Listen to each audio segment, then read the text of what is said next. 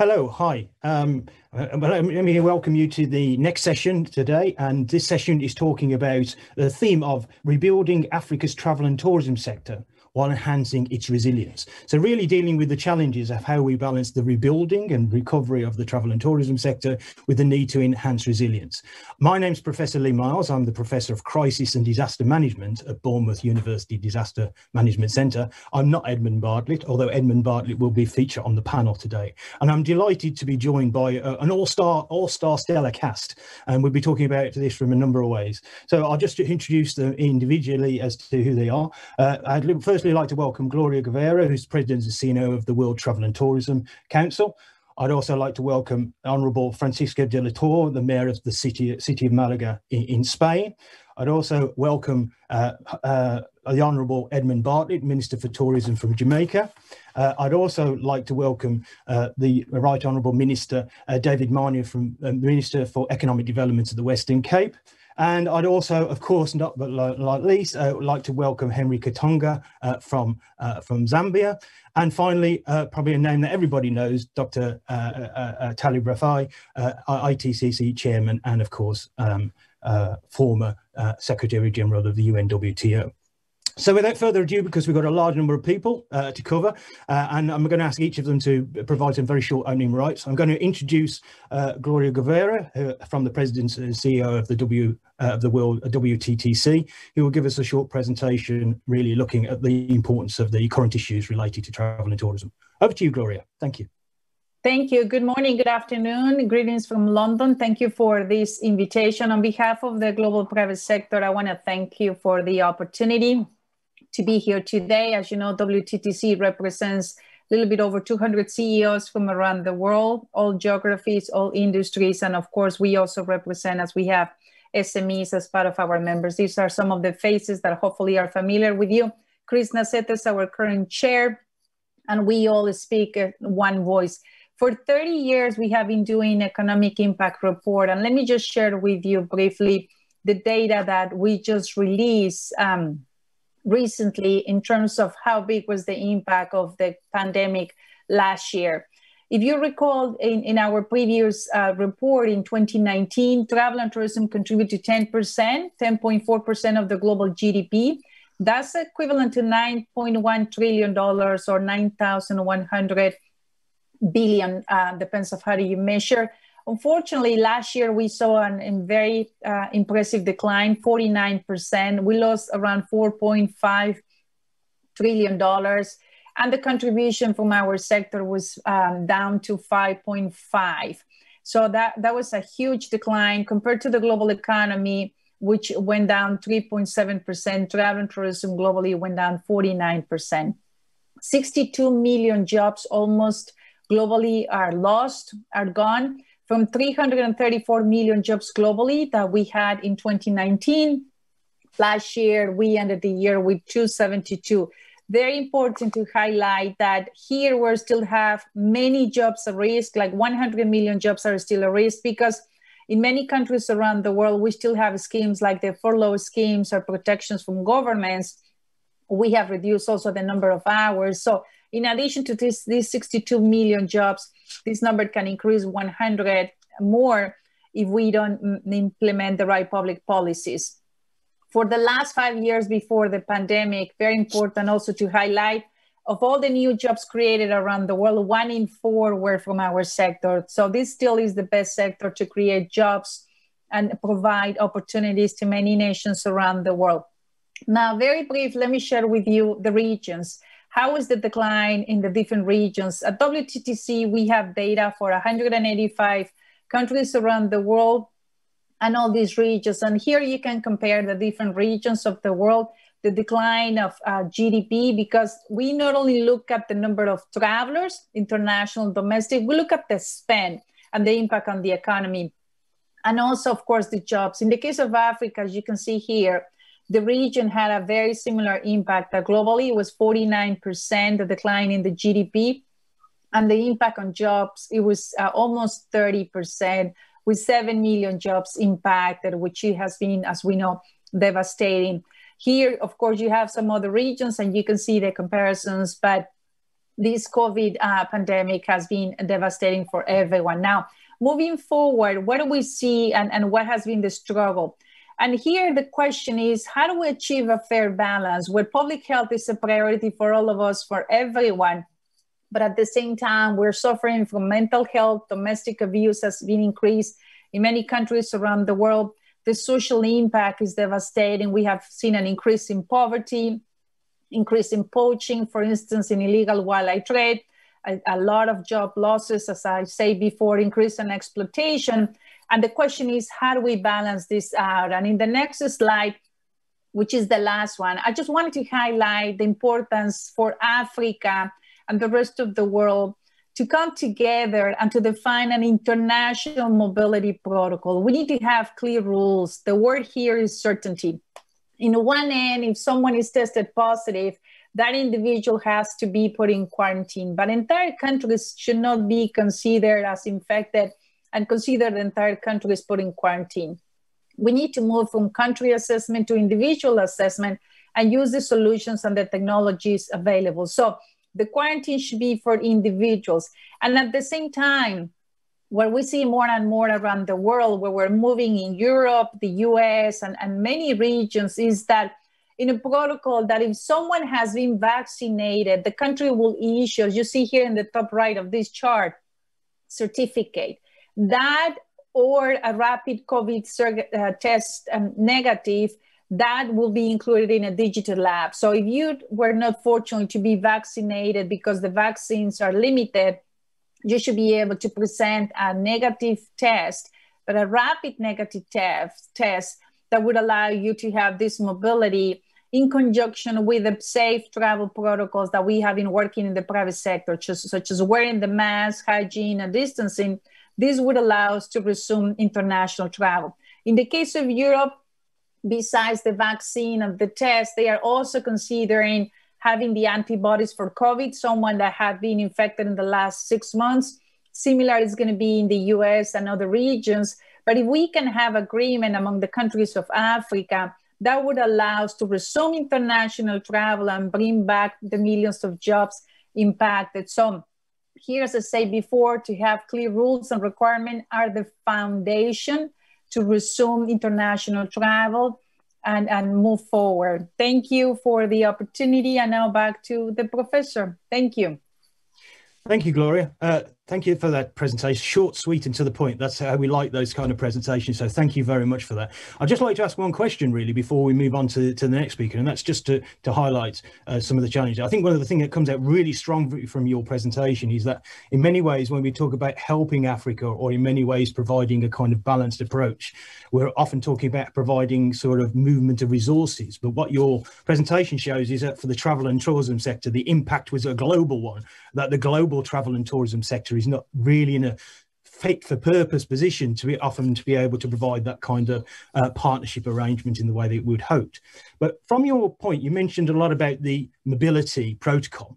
And I wondered whether, from your perspective, if you were to say what would be the next immediate action to achieve that, what would you propose or would you recommend? Is it something that has to happen in Africa, or is it something that has to happen more at the global stage?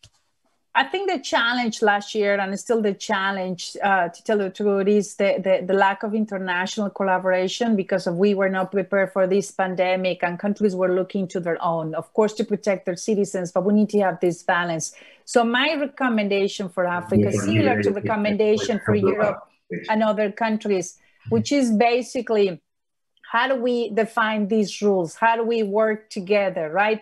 And this has to do with this mobility protocol. If Africa can create a coalition and learn from what's going on in Europe and other parts of the world and have these rules very clear and implement testing before departure or accept the vaccine as valid and have the rules clear so that we can resume international travel to Africa, we should be able to have the income from international travel and the positive impact. Thank you, Gloria. Thank you for that comment. And that was quite pertinent to be said. And in the first part of this discussion, really, I want to bring together some of the global perspectives in this sense. So our next speaker, I'm delighted to welcome the Honourable Francisco de la Torre, who's the Mayor of the city of Malaga in Spain. And in practice, we've heard quite on the grapevine and in many instances about the successful work that Malaga has done in relation to dealing with both the COVID-19 challenges. So in a sense, I'd like to invite the Mayor to provide some brief comments, basically, as to what his position is and how his things have worked out in Malaga and past experiences, and more importantly, any reflections he may have. Over to you, sir, and welcome to the panel. Thank you very much, dear Professor Lee Miles. It's a pleasure. I have problem in the time. My time, it's a pity, because at the end of my work, I must go with other connection in other time, in other question, but Julian Andrade remain here to continue in the domain with the interchange of idea. No? Their friend Taleb, their Gloria Guevara, President of the World Travel and Tourist Council, excellence and colleagues, thank you for giving me this opportunity to participate in this panel discussion and share with the audience why Malaga became one of the most important European tourist destinations, our resilience during COVID-19, and the new challenge on sustainable tourism. During more than a decade ago, we have been working on positioning our city as one of the leading cities in urban and cultural tourism in Europe. The figures about the tourist result confirm this achievement, increasing numbers without decreasing the sustainability of our destination. Before COVID-19, Malaga took its leading position for different reasons. With more than 3,000 years of history, Phoenician, Roman, and Renaissance monuments, and excellent weather and a cultural offer of 36 museums, Picasso, Pompidou, Russian collection of modern art, this great legacy and our location in the south of Spain by the Mediterranean Sea made that the heritage and the tourism offer of Malaga became unrivaled in Europe. Also, our pedestrian areas in the historical center, surrounded by buildings with centuries of history behind, with modern leisure and gastronomical spots. Just to give you an idea, Malaga has direct flight connection with more than 100 cities all over the world, and we are considered as one of the top 10 cities in the world for living regarding the Forbes magazine. It is obvious that the COVID-19 also affected the tourism of our city, but from the very first moment, we worked hard to preserve our industry and to maintain the brand awareness in the mindset of the international travelers. Some of the different experiences we put in practice to support the tourists during the lockdown in the past year were focused to provide and to guarantee safety and security, since it was the first thing to control. We create the Malaga reactivation plan, including different strategies and actions to take as a priority. One of the most important actions was the creation of the campaign We Care to Care of You, which consists in a total of 30,000 antigen tests realized to the travel and tourist professionals within our city on a weekly basis. This action allows us to control the spread of the COVID-19 of the professional of the tourist industry, avoiding and stopping any kind of potential spread of the infection, increasing the confidence of both professional and national travelers. This action creates to guarantee the safety of the city, which accompanied with the communication campaign to inspire and motivate the local citizens and professionals to do this free test weekly. This campaign has been a success and it is still working, providing a clear image of safety in the city for any visitor willing to come for business or leisure. Once we guaranteed the seamless control of the infection, we took care of the touring strategy. In June 2020, we created 6 different local restoration forums with the proposal of the different tourist segments of the city, being prepared for the post-COVID time.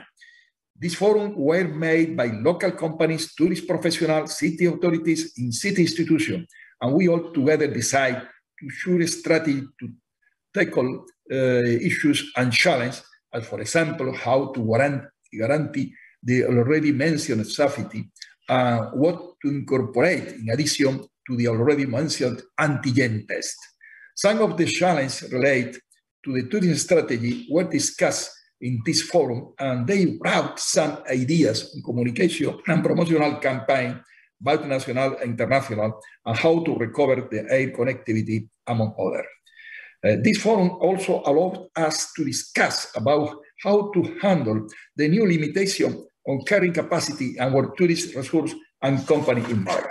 One of the conclusions we decided to put into practice is to not to leave the promotional campaign, not that tourist professional campaigns. Therefore, we continue spreading the brand awareness of the city of Malaga, but focusing on digital campaigns about in social media and through digital sales calls. We want to also mention to you that during this sad period, we learned that collaboration is a must to build resilience, and we have created different joint campaigns with some national cities here in Spain to keep motivating the national market, targeting those which became representative in the past. The tourists need to receive the message that their city being prepared for them and willing to welcome them as soon as the new normality comes. Hence, in Malaga, we took advantage of this time, using them to boost our core values based on quality of life and welcoming soul, and we use this month to design the new tourism strategy plan valid until 2024. We want to continue working on concrete pilots where our tourism strategy must be based as, for example, the accessibility of the city, the sustainability of the destination, the innovation of our tourism experience, and the digitalization of our offer. We had the chance to even incorporate new strategy to overcome new potential pandemic situation we could suffer in the future, preparing quick protocols to provide safety from the very first moment it could occur. And the most important point is to mention that this strategic plan was designed with the collaboration of all the public and private stakeholders of our city, all together giving insight and objective to reach from this time until the year 2024. This is really a milestone. This is a good example on how Malaga took this moment as an opportunity to improve everything related with our travel and tourism industry. Once we took care of the qualities of the local safety and health security, we continued working on promotion and communication of Malaga as a tourist destination. We decided to create an international campaign to spread the voice on how safe and how open our destination is, called Malaga Better Than Ever, including all the measures taken and mentioned previously.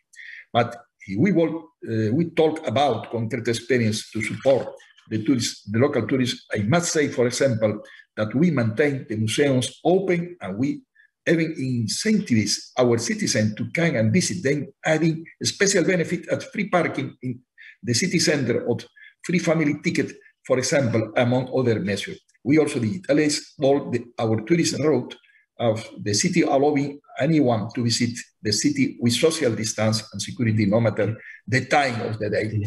It was our responsibility to maintain the sense of belonging with our city, to protect the intangible values of our destination as they are welcoming mood and the friendship soul.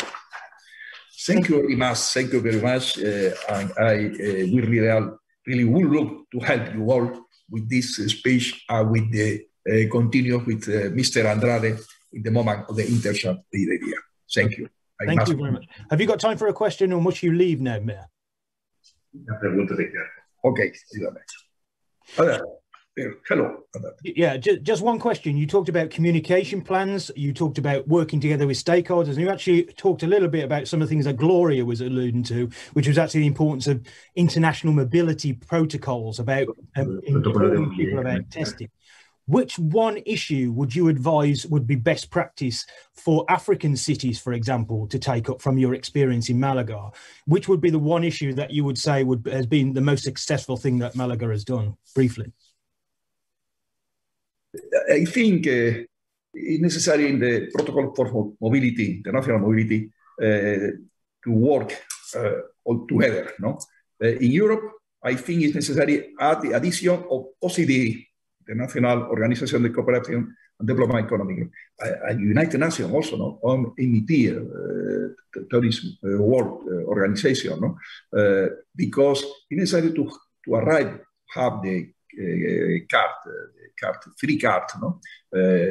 Passport green, but also the possibility of the antigen test. I think the possibility of antigen test is not being well provided, being approached. It's necessary to study, to take all the possibility in this way, because while arrive the vaccination, general vaccination, it's necessary to work in this way. I think it's necessary. Not only to wait vaccination for all people. I think the city of Africa to think, create also a space for safety in your city and to work in the tourism in nature. I think the tourism in nature now is perhaps one possibility very strong, con one possibility, because the people, the tourists, prefer look the space with nature is more secure than a space in the city. Thank you very much, Mayor, for your time. Thank you for joining us now. Thank you. I just thank you very much, sir. I leave Mr. Andrade. Thank you.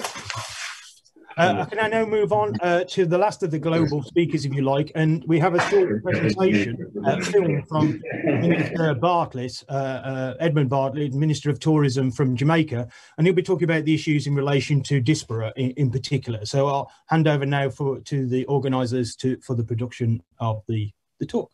Thank you. Excellencies, Ministers of Tourism and other distinguished colleagues and partners in this very important International Tourism Investment Conference. On behalf of all of us in the Caribbean and the Global Resilience and Crisis Management Center, I want to say how privileged we feel to participate with this very august body, and more so to share ideas on a matter that is of such great importance to the future development of tourism and the global economy. As is the case for most other developing nations across the world, travel and tourism has become one of the key drivers of growth across the African continent, especially within the last 10 years. In 2018, tourist arrivals among African destinations grew by 5.6%, which was the second fastest growth rate among all regions and stronger than global average growth of 3.9%. 10-year receipts for the continent shows that tourist arrivals, in fact, increased from 26 million in 2000 to an estimated 70 million in 2019. The contribution of tourism to African GDP was measured at US $168 billion in 2019, equivalent to 7.1% of the total GDP. Tourism also generated close to 25 million jobs, while visitor expenditures generated US $61.3 billion, or 10.4% of total exports. Unfortunately, even against the backdrop of this strong performance among African destinations in recent years, the tourism industry in Africa remains very fragile, simultaneously exemplifying resilience and vulnerability, with both manifesting at regular intervals and with equal intensity. Despite being the second most populous continent, Africa received only 5% of the 1.1 billion people who traveled to global destinations in 2019. To put this into perspective, the Caribbean, which is a sub-region of 43 million people, received 2.8% of the international tourists in 2019, almost equal to Africa's share. Africa's relatively small share of the global tourism market, then, is even more disappointing against the backdrop that the continent is endowed with many natural assets that can enhance its tourism competitiveness, including abundant natural resources, wildlife, marine life, cultural diversity, and extensive natural attractions. Therefore, the continent has great potential to develop segments that are currently in greater demand, such as nature adventure tourism, cultural heritage tourism, and travel for wellness, health, and retirement purposes. We can, however, conclude from the available evidence that the African continent has significant untapped tourism potential. Before African destinations are, however, able to maximize their full growth potential, they will first have to confront some of the major constraints. Many African destinations have traditionally and more intensely since the emergence of the climate change phenomenon experienced exaggerated risks associated with droughts, earthquakes, floods, cyclones, food insecurity, biodiversity loss, population displacement, and disease outbreaks. Even as countries across the continent are currently battling the COVID-19 pandemic, many are simultaneously managing other outbreaks linked to cholera, Ebola, Lassa fever, malaria, measles, polio, and yellow fever. The current pandemic has had a devastating impact on African destinations. While case fatality ratio, that is a CFR for COVID-19 in Africa, remains lower than the global CFR, the continent has traditionally had an underdeveloped and small intercontinental tourism sector, with most of its annual visitors arriving from hard-hit regions and countries such as China, the US, Great Britain, and Germany. Ultimately, the combination of national lockdowns, a tiny local tourism customer base, and an industry aimed at big spending foreign visitors means that the African tourism industry has limited capacity to adapt to the prolonged downturn in international travel. Africa recorded a 75% decline in tourist arrivals in 2020 and an estimated US $120 billion in GDP contributions from tourism in 2020. This translates to over 5 times the loss in receipts recorded in 2009 during the global economic and financial crisis. This also translates into a loss of 12.4 million jobs, or 51% less jobs in the tourism sector based on the 2019 and 2020 figures. Expectedly, many local communities, especially those in the vicinity of wildlife conservation areas, and which depend on tourism for their economic livelihoods, are now facing risk of starvation and lack of basic humanitarian services due to the steep tourism decline experienced over the past several months. The current pandemic has only magnified some of the more traditional structural challenges facing many African destinations. These challenges have weakened their resistance and resilience threshold. They include underdeveloped infrastructure, political instability, lack of security, safety and high crime, difficulty faced by investors in accessing finance, high taxes on tourism investment, low levels of tourism skill, red tape and bureaucracy, and low levels of budgetary support from governments, even in destinations where tourism is a major economic contributor. It is clear that the task of tourism recovery among African destinations requires a strong tourism resilience framework based on elements such as cross-sectoral collaborations, international funding and technical assistance, the development of comprehensive warning systems, the development of resilience barometers, research and development, human resource development and training, improved marketing tools, greater involvement of African diaspora, and this is a very important point globally, building destination attractiveness and security, while also enabling efforts to build resilience and product development among local communities, and also to support the growth of niche markets.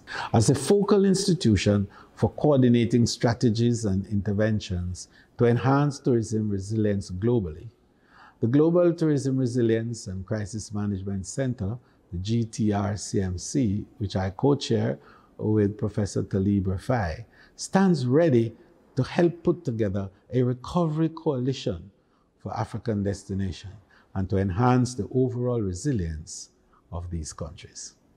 This coalition may include the African tourism ministers, hoteliers, and other industry leaders, representatives of the private sector, members of the academic community, members of the African diaspora, community groups, native tribes, and representatives of local, regional, and international tourism organizations, including the African Tourism Board. This will build on the work that we have already started through the establishment of one of our satellite centers at Kenyatta University in Kenya in 2019, and another that we have earmarked for the Seychelles. Finally, I also believe that there will be a growing demand for tourism products in the post-COVID era that will offer Africa a source of competitive advantage. The demand, I think, for tourism products, including cultural heritage, as well as health and wellness, is likely to grow as the habits of visitors increasingly shift from laissez-faire tourism to sustainable tourism. To this end, African destinations in partnership with cruise lines, as well as other international tourism authorities, especially in North America and Europe, can explore the possibility of a multi-destination arrangement that will allow tourists to, for example, immerse themselves in the experiences or route of the Middle Passage. African tourism industry leaders should also aggressively target the African diasporas, especially those in North America, where I am located, to encourage them to consider Africa as a viable, attractive tourism market, with the goal being to develop attractive products and packages to incentivize diasporic communities in the Americas to visit African destinations. In fact, the African diaspora in the Americas has the financial capability and the investment capacity to offer great support to the building and rebuilding of African tourism. We have developed the expertise in marketing and product development and in infrastructure. And we have also have the capital market with the capacity to come in and to invest. So this conference should make the plea and make a big statement of the need for African to package the destination for investment in the Americas. I thank you. Thank you very much. You've heard from Minister Bartlett there and the interesting, insightful comments he has about the role of stakeholders and diaspora there. I'd like to move on now to a more African perspective, and we've taken a lot of global views there as to what are some of the kind of best practice issues that might be considered. So I'm delighted to now introduce the Honourable Minister David Maynier, who's the Minister for Economic Development in the Western Cape Government in South Africa. And really, over to you, David. I'd like you just to really just briefly outline what you perceive in your own reflection of being the critical challenges in supporting local tourism industry in the Western Cape. Can you unmute, David? Thank you, Lee. I know that you're very constrained by time, and so I'll try and keep my opening remarks as short as possible. I mean, I think very much building on the presentation, the tourism industry, of course, in our province is a real backbone of our economy, and it was very hard hit, and many jobs, to use the Gloria's term, were erased in the Western Cape. Of course, we'd also hoped that this year would be a year of actually recovery in our economy after what many participants will remember was a very devastating drought in 2017 and 2018, which I'm delighted to say that we are over. But we look back and say, well, what are the lessons that we learned in dealing with the drought, in dealing with the COVID-19 pandemic? And key to our success in achieving behavior change and overcoming the drought was a campaign called the Day Zero campaign. And so if we look back, what we learned dealing with that crisis, which was not dissimilar to the COVID-19 crisis, is that really effective communication was central to that campaign, with exhaustive, sustained communication through absolutely every channel. Radio, billboards, print, social media, and in shopping malls. Direct engagements with business was absolutely vital. So what we did was we adapted our Day Zero campaign to deal with COVID-19. We set up, for example, a COVID-19 content center to deal with health and safety protocols and communicate directly with business, and also provide helplines for businesses to be in contact with government to learn to adapt to the environment. We held continuous engagements with the sector. We ensured that the sector was destination ready and was absolutely ready to implement our health guidelines. We distributed a wide range of collateral for the COVID-19 awareness, and we held numerous webinars with the sector. And in the end, I think that the big lessons would be ensure that your crisis communication plan with business and tourists is critical. You need a real authoritative platform where business can actually access the latest information and get immediate answers. We need to provide regular opportunities for direct engagement with business, and at the end of the day, also then start to prepare for recovery, which we've done by starting to prepare international tourism campaigns to keep us front of mind. We've launched a remote working campaign, and we obviously continue with direct support to businesses in the tourism and hospitality sector. Thank you, David. Can I just ask a very short question? All the presentations so far have very much talked about the idea of communication and communication plans, about maintaining constant dialogue. And of course, the tourism sector is always very good at this in relation to it. But if we take Gloria's point about bringing in new protocols, what for you is the main challenges of trying to communicate protocols to tourism audiences who are often interested in well-being, not rules? So in a sense, is there a challenge there for you? And do you have an insight as to how that could be done in Africa? Well, look, we've very successfully, I think, in our province implemented a range of health and safety protocols. We've been, I think, very effective in communicating directly with tourists and with businesses in the tourism and hospitality sector to talk about those safety protocols. We do have a slightly unique communication issue which we are dealing with, and that's, of course, in the narrative, there is a narrative about the South African variant of the virus.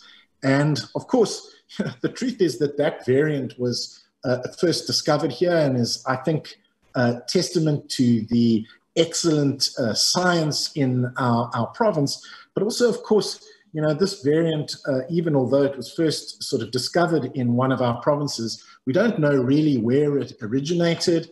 And it's been found in more than about 30 countries. So, but the truth of the matter is that narrative does cause potential reputational damage to our destination. And we have put in a dedicated communication campaign, particularly in our key international source markets, to overcome that potential risk and make sure that risk is mitigated. And again, Lee, it's not dissimilar to what we experienced in the drought.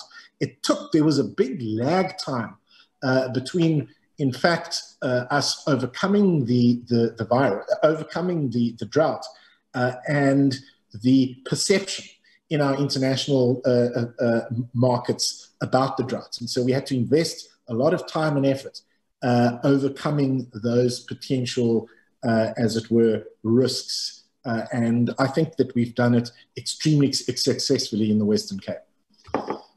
Fantastic. Thank you, David. I'd just like to bring in Henry Katonga, Director of Human Resources from the Ministry of Tourism in Zambia. Welcome, Henry. Can you hear me there? Henry, can you hear me? Yes, I can.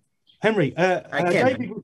David was talking about actually the challenges of communicating protocols. So could you just very briefly outline for me, from the national level of an African state like Zambia, what would you perceive to be the main challenge? And if you take David's point about dealing with different types of hazards at the same time, droughts and also COVID-19, well, how you perceive that you can manage these two issues and promote tourism recovery at the same time. Do you have anything from the Zambian experience that you'd like to mention there? Okay. The major challenges that we seem to have in dealing with these challenges that come, for example, like the way COVID has come. We've had issues, funds for recovery in terms of where we are, and then also data availability and also health facilities. For example, in terms of testing, people like those that go to Livingstone will have to maybe get to a facility which is very far. So we've had challenges in ensuring that we bring services closer to the people as part of the recovery program. So in a sense, you're using kind of multiple instruments to be able to deal with these constant challenges that you're facing. And do you see it as a short-term or a long-term challenge in dealing with these multiple issues that you've got? In terms of short-term measures in dealing with these issues, what we've done is in the short term, we have developed health and safety protocols and ensured that certain facilities that are upgraded so that we're able to take care of the shortcomings that we've had so far. And part of it has been upgrading facilities, especially in the health sector. Yeah. So mainly dealing with... And also the other way, yes, basically infrastructure. Then the other way has been to strengthen collaboration in the region with our colleagues in terms of health protocols. And this way, I think we thought it would be able to help mitigate the shortcoming that we've had. Okay, thank you very much for that. I'm just going to, you mentioned straight away about the need for regional cooperation, and that was something that Gloria talked about right at the start. May I introduce Dr. Taleb? Can I introduce you now? From your extensive experience both as a former Secretary General of the UNWTO, Taleb, could I just ask you in particular, what you perceive to be the challenges of cooperation between countries in providing these kind of regional cooperation, and what would be the number one advice that you would give in pushing this agenda forward from your perspective? Taleb, you need to unmute yourself. It's an existence of political will. The political will is the most important thing. I think African countries must come together. There must be a big meeting for the ministers, not just of tourism, of health, of finance, for nature, natural parks or anything like that. They must all come together. They must be told by a certain international body. You cannot leave this room before you agree on a unified protocol. Like Gloria said, you can't just play around with this. No matter how good any country is, no matter how good any city is. I heard the mayor of Malaga, for example, talking about a wonderful experience. But that's not good enough, because people of Malaga are going to be receiving people from other places. And people of Malaga will go to other places. So we have to bring everybody together. It has to be done. It's the only way. The multilateral system has to start operating again. This is my main point. Thank you, Taleb. I mean, in terms of what you've talked about, and just to bring this to a close, because I'm very conscious of time, people have stressed the idea of a particular solution in terms of an international mobility protocol, and they've talked in particular about the need for a regional solution.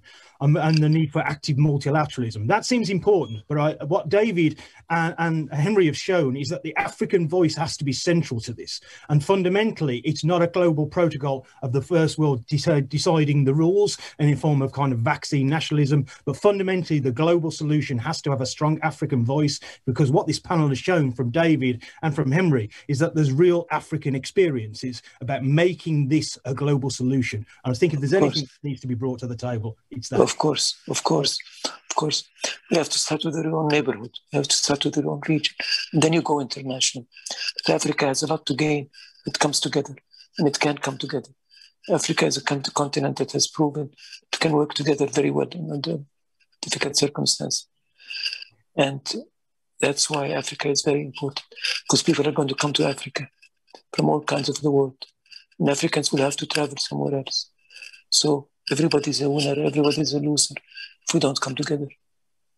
So fundamentally, this protocol fundamentally is not just about vaccines, it's also about an African voice. And more importantly, one of the previous speakers in the previous discussion talked about equal risk, that borders will only open up and protocols will only work if effectively there's reciprocity between those. And the challenge with constant threats is you have constant different types. My information is it will take 5 years for the whole world to have 70% of the population being vaccinated.